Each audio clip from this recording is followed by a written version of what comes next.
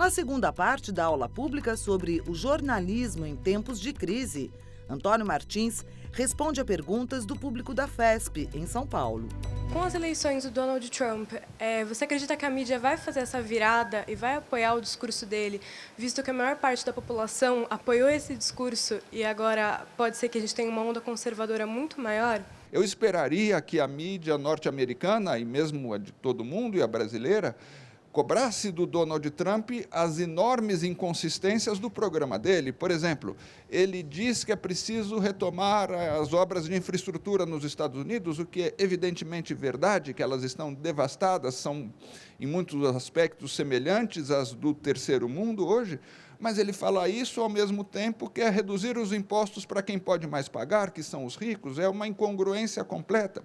O que eu temo, e que eu acho que começa a se configurar já, é que ao invés de fazer essa cobrança, essa mídia, que é extremamente ligada ao poder econômico, tente engolfar o Donald Trump, assim como o Congresso vai tentar, assim como os grandes think tanks vão tentar, assim como o poder corporativo que está presente, está misturado com todo o poder institucional norte-americano, a tendência deles vai ser absorver o Trump, fazer com que ele abra mão das formulações mais espinhosas e mais grotescas da fala dele e enquadrá-lo na lógica que a Hillary seguia, na lógica do intervencionismo dos Estados Unidos, na lógica da ditadura dos mercados e na lógica do mercado financeiro, principalmente.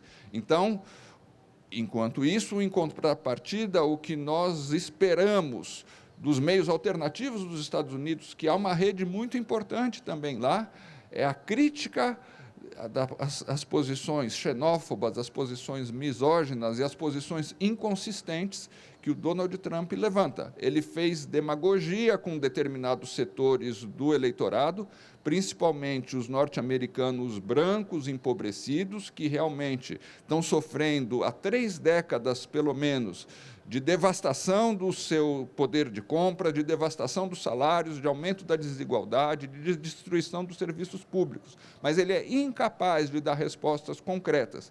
E uma mídia que seja realmente democrática e crítica tem que explorar essas contradições e buscar as alternativas também. A minha pergunta é referente às redes, que você falou que é a arma que nós temos hoje em dia para ir contra as mídias que são manipuladas pelas grandes corporações.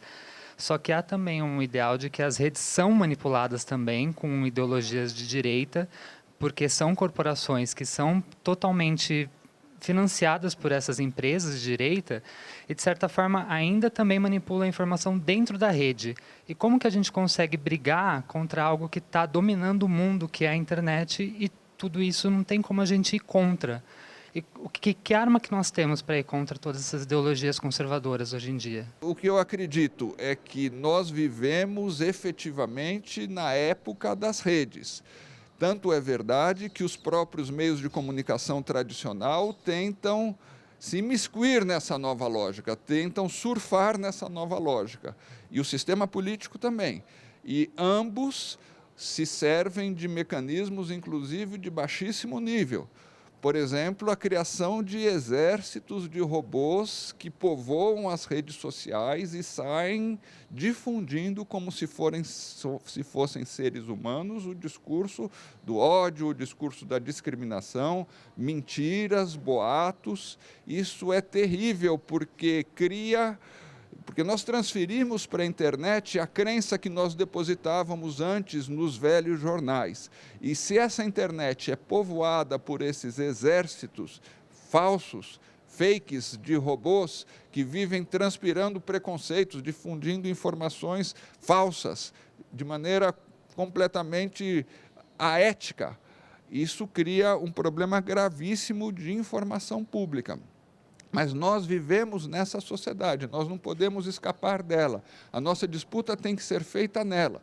Então, nós precisamos, como alternativa, primeiro, por isso que eu disse, nós precisamos resgatar a ideia de que as sociedades têm direito de se conhecer. E nós precisamos resgatar as ferramentas do jornalismo a investigação em profundidade, a checagem, a apresentação de diversos pontos de vista, mesmo sem querer a imparcialidade, que isso é um mito, mas a investigação em profundidade dos grandes problemas tem que ser a nossa bandeira. E a denúncia, inclusive, das investigações falseadas, das investigações superficiais. Por isso que eu acho que os meios alternativos têm que resgatar a ideia do jornalismo. Nós não podemos abandoná-lo. Nós devemos dizer que se a velha mídia está abandonando o jornalismo, não nos cabe dizer que ele morreu, mas nos cabe resgatá-lo.